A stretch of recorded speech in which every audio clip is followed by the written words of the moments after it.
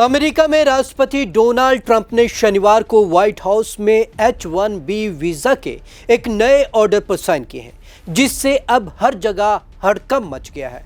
जिस H-1B visa पर Indian को 6 लाख रुपए तक की फीस भरनी पड़ती थी, अब वह सीधी 88 लाख हो जाएगी।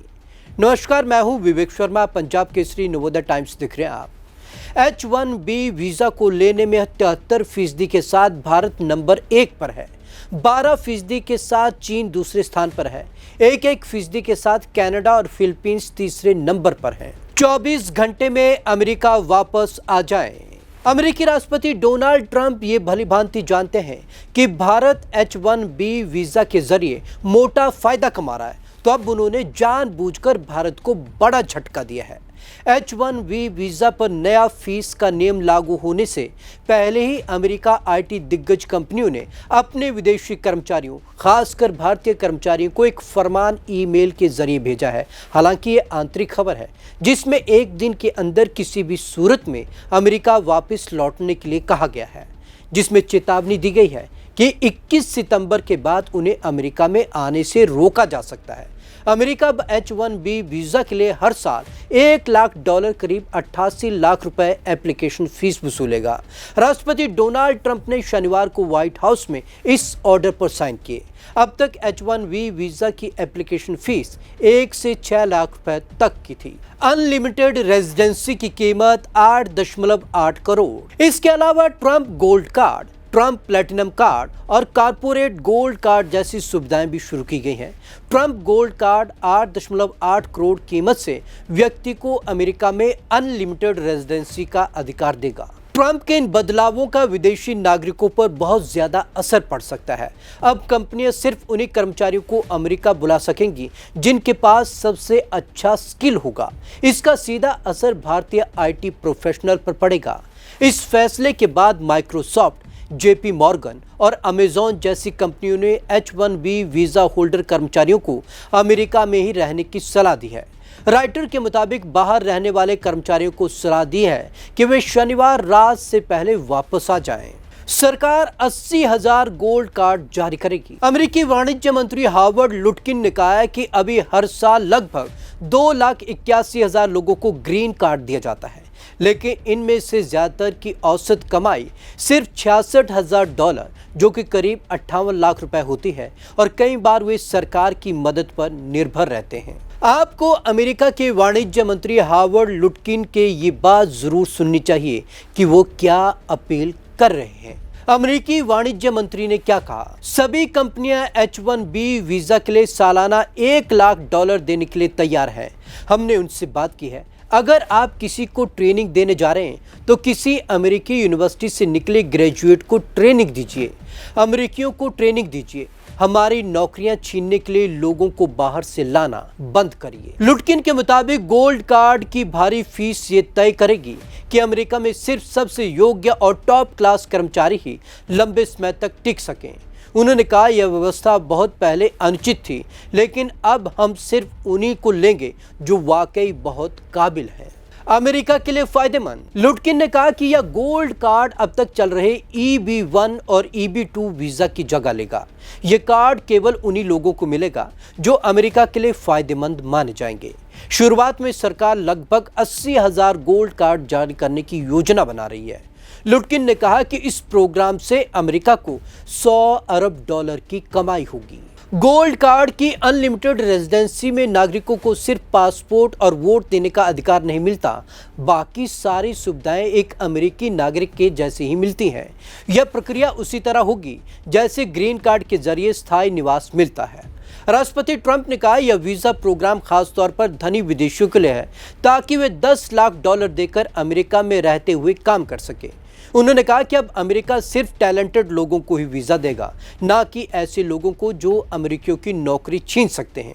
उन्होंने ये भी कहा कि इस रकम का इस्तेमाल टैक्स को घटाने और सरकारी कर्ज चुकाने में किया जाएगा। पॉइंट्स में जानते हैं अब क्या क्या होगा। नंबर 1, वीजा रिन्यू के लिए हर बार लग सकते हैं 88 लाख रुपए। H-1B वीजा एक नॉन इमिग्रेंट वीजा है, यह वीज़ा लॉटरी के जरिए दिए जाते हैं क्योंकि हर साल कई सारे लोग इसके लिए आवेदन करते हैं।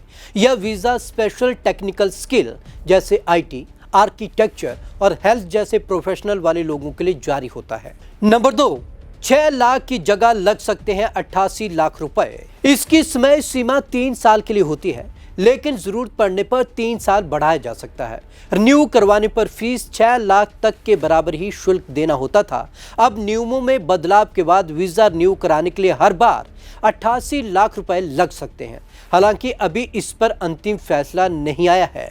नंबर 3, हर साल 85,000 H1B वीज़ा जारी होते हैं। अमेरिकी सरकार हर साल 85,000 H1B वीज़ा जारी करती है, जिनका इस्तेमाल ज़्यादातर तकनीकी नौकरियों में होता है।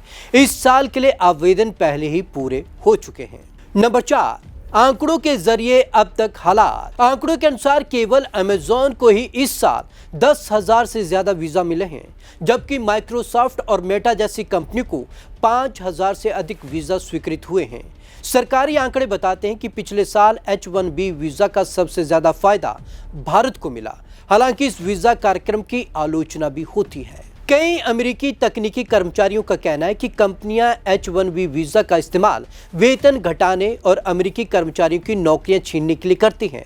H1B वीजा के नियमों में बदलाव से 2 लाख से ज्यादा भारतीय प्रभावित होंगे। साल 2023 में H1B वीजा लेने वालों में 1,91,000 लोग भारतीय थे। ये आंकड़ा 2024 में बढ़कर 2,07,000 हो गया। IT और टेक कंपनियों की बढ़ेगी मुश्किल। भारत की IT टेक कंपनियां हर साल हजारों कर्मचारियों को H1B वीजा पर अमेरिका भेजती हैं। हालांकि अब इतनी ऊंची फीस पर लोगों को अमेरिका भेजना कंपनियों के लिए कम फायदेमंद होगा। 71% भारतीय H1B वीजा धारक हैं और ये नई फीस उनके लिए बड़ा आर्थिक बोझ बन सकती है। खासकर मिडिल लेवल और एंट्री लेवल कर्मचारियों को वीजा मिलना मुश्किल होगा। कंपनियां नौकरियां आउटसोर्स करती हैं, जिससे अमेरिका में भारतीय पेशेवरों के अवसर कम होंगे। इन्फोसिस जैसी कंपनियां सबसे ज्यादा H1B वीजा स्पॉन्सर करती हैं। बता दें कि भारत हर साल लाखों इंजीनियर और कंप्यूटर साइंस के ग्रेजुएट तैयार करता है, जो अमेरिका की टेक इंडस्ट्री में बड़ी भूमिका निभाते हैं। इन्फोसिस, TCS, विप्रो और HCL जैसी कंपनियां सबसे ज्यादा अपने कर्मचारियों को H1B वीजा स्पॉन्सर करती है। कहा जाता है कि भारत अमेरिका को सामान से ज्यादा लोग यानी कि इंजीनियर, कोडर और छात्र एक्सपोर्ट करता है। अब फीस महंगी होने से भारतीय talent Europe, Canada, Australia, middle east के देशों की ओर रुख करेगा। H1B वीजा पर ट्रंप प्रशासन क्या बोला? H1B वीजा का सबसे ज्यादा गलत इस्तेमाल हुआ। व्हाइट हाउस के स्टाफ सेक्रेटरी विल शार्प ने कहा कि H1B वीजा प्रोग्राम उन वीजा सिस्टम में से एक है जिसका सबसे ज्यादा गलत इस्तेमाल हुआ। इसका मकसद उन सेक्टरों में काम करने वाले हाई स्किल्ड लेबरर को अमेरिका में आने की इजाजत देना है जहां अमेरिकी काम नहीं करते। विल शार्प की एक बात को हम कोट कर रहे हैं, जरा इसे भी गौर से देखिए और समझिए। क्या बोले व्हाइट हाउस के स्टाफ सेक्रेटरी विल शार्प? नए नियम के तहत कंपनियां अपने लोगों को H1B वीजा स्पॉन्सर करने के लिए $1 लाख फीस चुकाएंगी। इससे यह तय होगा कि विदेशों से जो लोग अमेरिका आ रहे हैं वो सच में बहुत ज़्यादा स्किल्ड हैं और उन्हें अमेरिकी कर्मचारी से रिप्लेस नहीं किया जा सकता। अब EB1 और EB2 वीजा की जगह लेगा गोल्ड कार्ड। इसके लिए एक सरकारी वेबसाइट trumpcard.gov बनाई गई है, जहां लोग अपना नाम, ईमेल और क्षेत्र की जानकारी देकर आवेदन शुरू कर सकते हैं। आवेदकों को $15,000 की जांच फीस देनी होगी और सख्त सुरक्षा जांच से गुजरना होगा। कॉमर्स सेक्रेटरी हॉवर्ड लुटकिन के मुताबिक यह गोल्ड कार्ड मौजूद EB1 और EB2 वीज़ा की जगह लेगा। 1 महीने के भीतर अन्य ग्रीन कार्ड श्रेणियां बंद हो सकती हैं। EB1 वीज़ा अमेरिका का एक स्थायी यानी कि ग्रीन कार्ड वीज़ा है। तो आपको हमारी ये रिपोर्ट कैसी लगी? कमेंट बॉक्स में ज़रूर कमेंट कीजिए। विवेक शर्मा को दीजिए इजाज़त। नमस्कार।